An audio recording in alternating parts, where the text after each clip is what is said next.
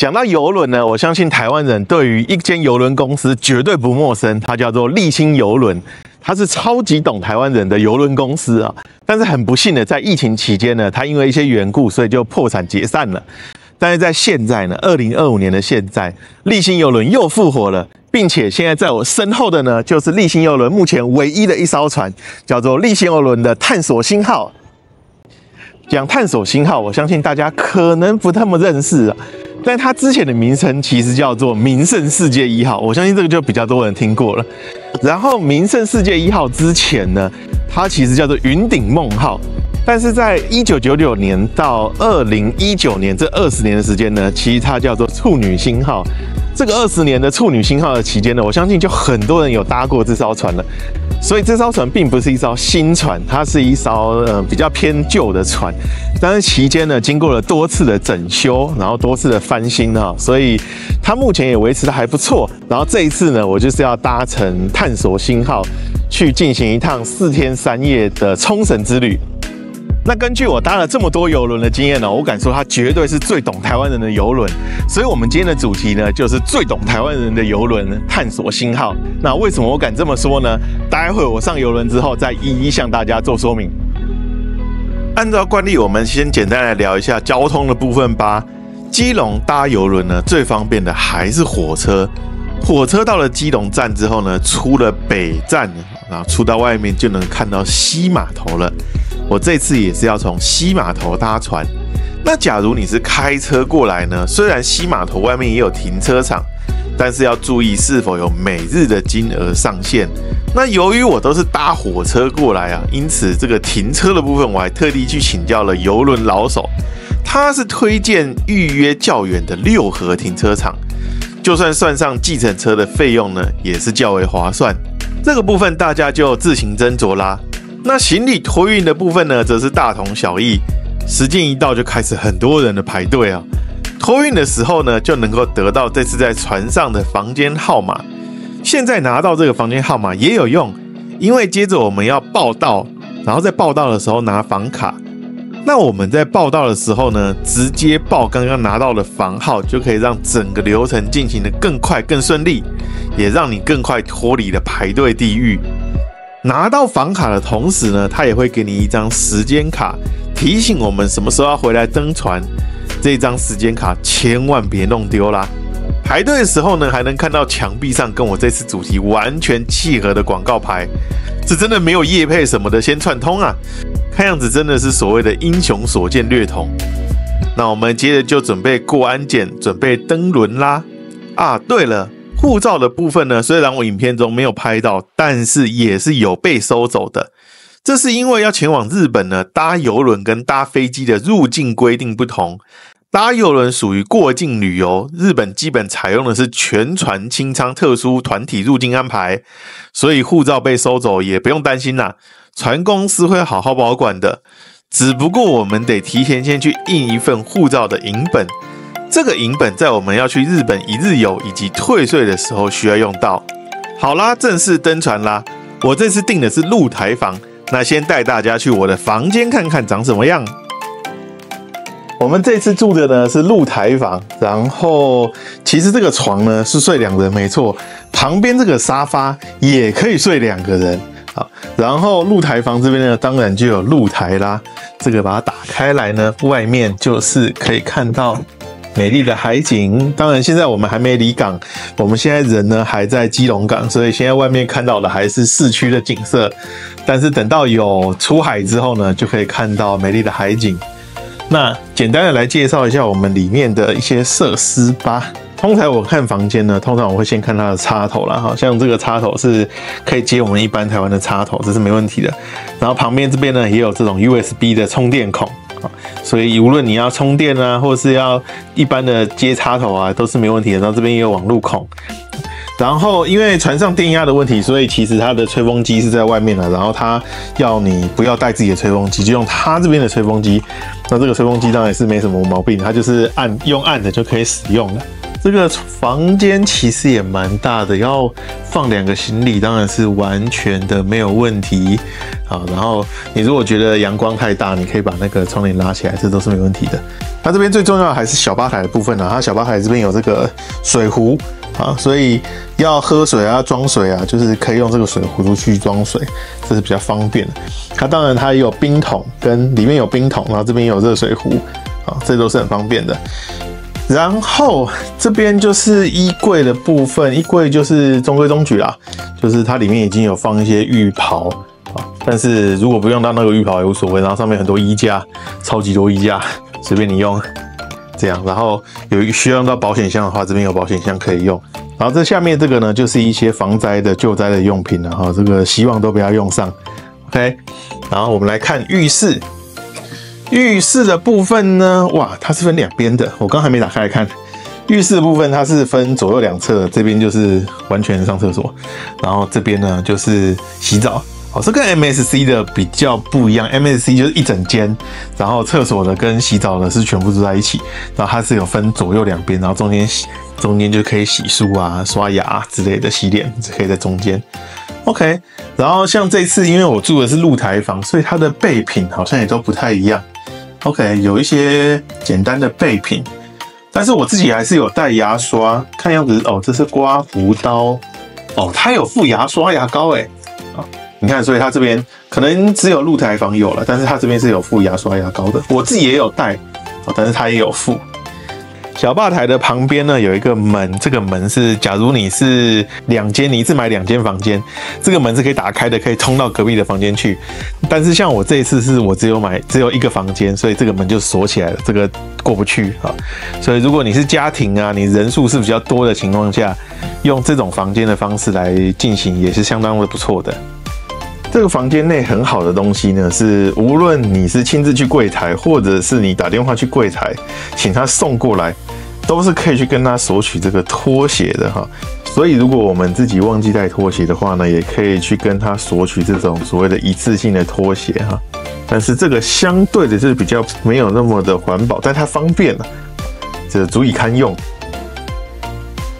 好啦，看过房间之后呢，接下来不啰嗦来说探索星号为什么是最懂台湾人的邮轮。我会将我上船之后观察到的所有细节逐一条列分享给大家。先来讲第一个有关它非常符合我们台湾人的需求的事情，是它有所谓的3天2夜的度假行程。这个行程呢，可能是开到公海，或者是开到冲绳啊，或开到石垣岛这种小岛屿，然后礼拜5的晚上，正常的邮轮大概是礼拜5的晚上5点左右就会离港，但是它可以到晚上的9点才离开这个基隆港，所以我们在礼拜5下班之后就直冲基隆港，然后搭上这个9点才离港的邮轮啊，然后礼拜天的差不多中午吧，才又再回到基隆港，就是我们即便是出国玩了，然后也不用请假的一个状况。这个非常符合台湾人上班族这个周休2日想要好好的休假出门度假的这个需求。我第二个要介绍非常符合台湾人需求的东西呢，是它的船上的所有的标示都是有中英文的标示，有些标示呢甚至是只有中文的，它没有连英文都没有，都是只有中文。但对我们而言，只要有中文，我们就能够理解他在讲些什么啊。所以即便是一些长辈啊、一些老人家，他的英文不好的，这个标示他也都绝对看得懂啊。所以这个也非常懂，非常理解我们台湾人的需要。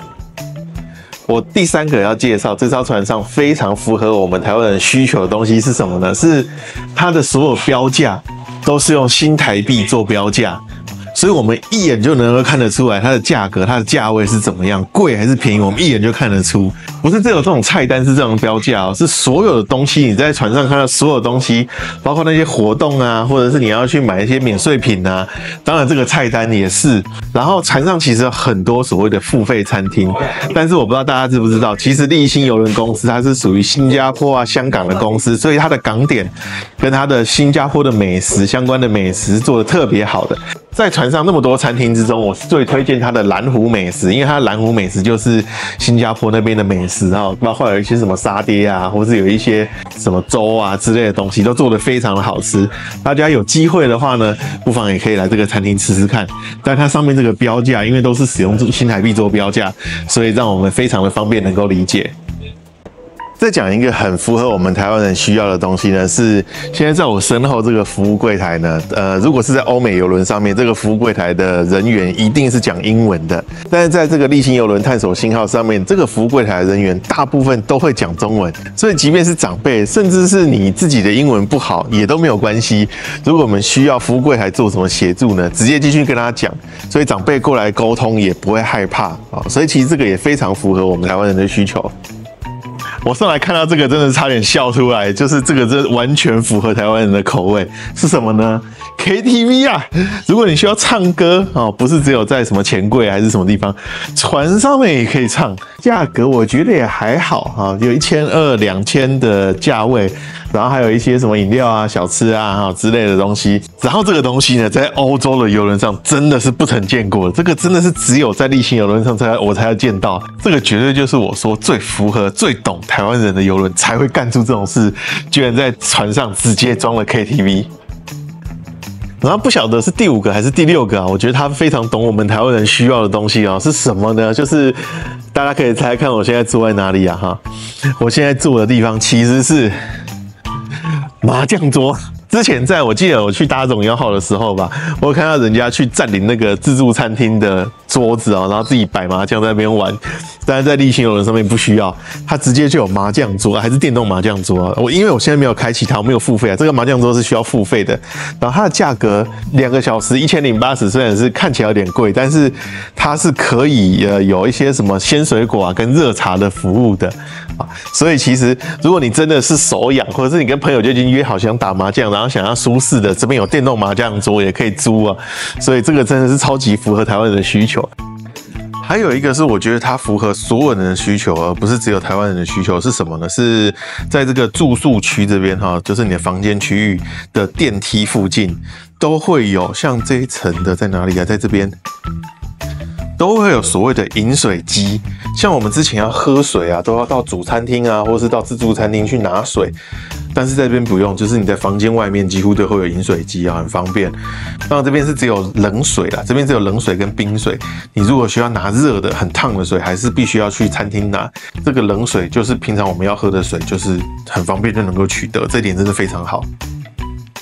看过这么多符合台湾人需求的东西之后呢，接下来介绍我看到很符合台湾人口味的食物吧。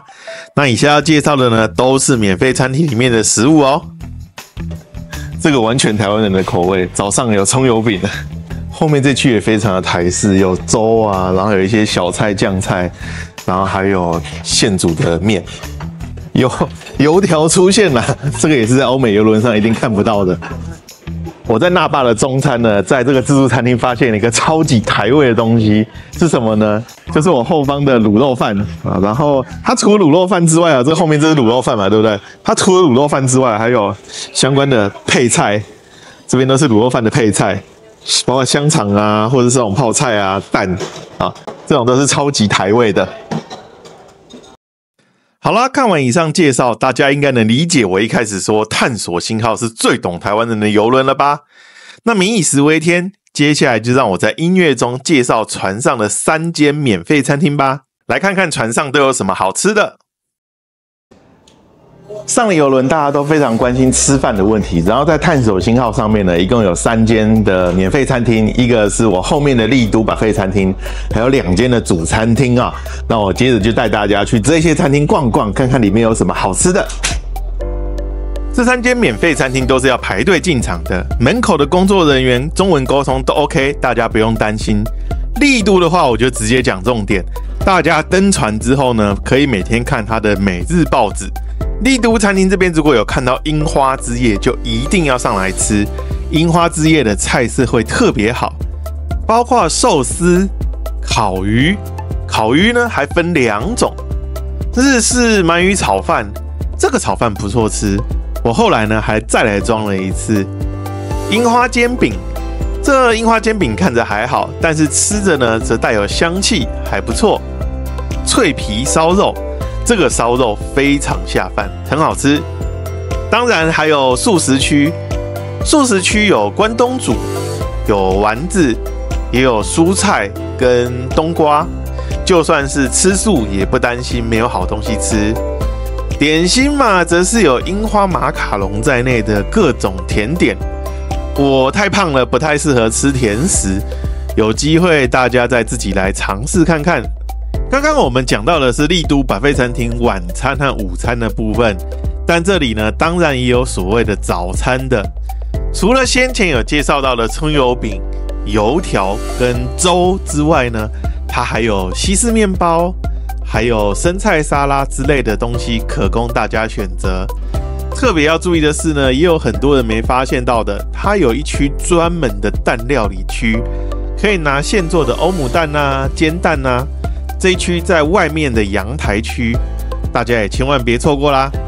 接下来要介绍的是百味轩中餐厅，这里的环境就非常的中式啊。虽然我这里叫它中餐厅，但是这是延续以前的叫法。以前百味轩是中餐厅，那另外一个星梦餐厅则是西餐厅啊。不过目前已经没有区分，两间餐厅都可以吃到中西餐。百味轩餐厅的位置比较小，那你跟他点中餐的话呢，工作人员会将菜单上的所有菜色都上一份给我们哦。对我来说，这样一份是刚好可以吃饱的，但是对女生来说可能会有点多。整体来说，这个菜色也是好吃，它的鱼和小龙虾调味都不错，汤也中规中矩。我也有早一天到百味轩餐厅吃它的早餐，那这里和丽都餐厅一样，都有粥的部分哦，而且配菜非常的多，这个就很对我的胃口。那这里还有肠粉，有粽子，有卤肉，还有像是港点的蒸笼类的食物。当然，如果你需要鸡蛋啊，需要油条啊，或是需要面包、香肠类的食物，这里也都有。旁边也有生菜沙拉区和水果区。整体而言，除了装潢较为老派不讨喜之外呢，食物吃起来是非常习惯的。那我最后要介绍的是星梦餐厅，也就是之前的西餐厅，但现在也是中西餐都能够吃到了。星梦餐厅比百味轩餐厅就明显大的很多。我在这里是尝试了它的西餐，一样是看起来好吃的东西呢，我就给它都点一份。它的菜单现在还是写着名胜世界1的封面啊。今天的前菜是香煎北海道带子配酸干辣椒汁，这个好吃。那第一份主餐呢是蜂蜜烤鸡胸肉炖菜，奶油焗马铃薯拌百香果汁，这个我也觉得好吃啊，而且整块只有那个鸡腿骨，其他都是肉啊，切起来是非常方便的。第二份主餐呢是慢火烤纽西兰热眼牛排，配烤马铃薯、时蔬跟黑胡椒酱，调味不错，但是如果是怕吃生的东西的朋友呢，就别尝试了。这个血色的部位还是比较多的。第三份主餐是煎海鲈鱼柳配香料饭，胡萝卜及豌豆拌小龙虾酱汁。这一份我也给过，但是这道可能比较难处理，我等了超级久才来。整体来说，星梦餐厅较为开阔，座位也比较多，但排队的人也多。我大概排了40分钟才进到餐厅里面，就给大家做参考啦。除了Buffet餐厅、中餐厅、西餐厅之外呢，还有一个隐藏的宵夜美食是藏在这个赌场里面的。我相信很多人都没有进去这个赌场里面玩哦，但在这里面呢，每到了宵夜时间就会有泡面跟咖啡，那个泡面超级好吃哦，超级好吃的宵夜。但是因为里面不能拍摄，所以待会我拿一份出来弄给大家看。这个就是我所说的赌场的隐藏版宵夜美食泡面啊。然后今天是来一客。但昨天呢是一个南洋风味的拉面，那个超级好吃，超香超好吃。它这个是晚上11点开始发泡面，然后发完就没了，拿完就没了哈。除了泡面之外呢，还有咖啡跟柠檬水啊，这杯是柠檬水。所以大家如果在半夜的时候，虽然我也知道顶楼那个Buffet餐厅也有宵夜可以吃，但是如果能够吃到一碗热泡面呢，超级爽的哈。所以大家也不要错过这个隐藏版的美食宵夜泡面。好啦，介绍完船上的免费餐厅后呢，接着带大家在船上的设施绕一圈吧。看看探索星号上面有哪一些好玩的设施和活动。这个探索星号的主甲板的游泳池呢，晚上在这个灯光的映衬之下是非常的漂亮的。这个灯光这样一打下去，虽然中间目前因为天气冷啊，所以没有人在游泳，但整个的氛围让人觉得非常的开心。所以大家晚上的时候呢，也不妨吃饱饭过后也到这个主甲板这边来走一走，真的心情会变得非常的好。在船上呢，当然也有所谓的 SPA 水疗中心啊。刚好我在前几集节目中就有介绍到所谓的 SPA 到底指的是什么。我们的忠实观众朋友们也不妨把我之前介绍到那个 SPA 打在我们下面的留言区，让大家知道所谓真正的 SPA 代表是什么呢？那除了 SPA 水疗中心以外呢，还有健身房，还有剧院。我在船上的3个晚上的表演呢，分别是绚丽启航、职员达人秀跟信任。我是觉得信任千万别错过。那除此之外呢，还有船中段的大厅也时常有唱歌的表演，可以跟驻唱歌手点歌。除了歌唱表演之外呢，这里也时常会举办宾果游戏。我在的这一天中大奖的是一位大姐啊，那开心的手舞足蹈的样子呢，看起来应该是真的中大奖了，不是个托。另外还有在顶楼的船头的表演厅，这个表演厅也很不错。晚上是酒吧，有乐队驻唱；白天呢，则是有老师在带跳舞。平常时间还可以唱卡拉 OK。再跟各位介绍一个比较少人介绍的地方啊，是这个地方的船长室。那它是在第12楼的，就是我们旁边不是有那个舞台吗？在这个舞台的旁边有这样的一个标示，然后它是可以走下去的。然后等一下我就带大家走下去看看，因为我现在正在进入那霸港，它正在进港的过程，非常的好看。这个船长室我看比较少人介绍，但是我自己来过之后呢，觉得非常的寓教于乐，很适合带小孩来看。走下楼梯之后呢，其实会来到一个小房间，讲船长室，但并不是真的会让我们碰到仪表板的那一种，而是隔着玻璃让我们看到操控邮轮的过程。虽然我也看不懂是怎么操控的啦，但是非常酷。小房间内呢，也有各式各样的纪念物以及这艘船的相关历史，这么酷的地方值得来逛逛。在船上呢，当然还有很多有趣的角落，无论你是喜欢跟人群一起活动，或是喜欢找一个没人的地方看海耍废，我相信在探索星号上，你都能够找到自己的一片宝地。或许你会发现，在这趟旅程中，最让你难忘的不是目的地，而是船上的那些静静陪伴你的小片刻。我这趟旅程是跟我朋友一起来，也要特别的感谢他，很多枝微末节的小事都是他帮我完成的。同时也要感谢刘董帮我抢到了船票，因为现在这个船票相对的，你要买的话要提前一些买，像我这么临时能够拿到船票，真的是比较不容易啊。也要感谢刘董的帮忙。表定5点要离开基隆，没想到我们4点50就已经离开了。然后接下来我要进行一趟4天3夜之旅，也邀请大家继续跟随我的频道，我会尽量的把相关的资讯都收集起来，提供给大家。那我们就下一期影片见喽，拜拜。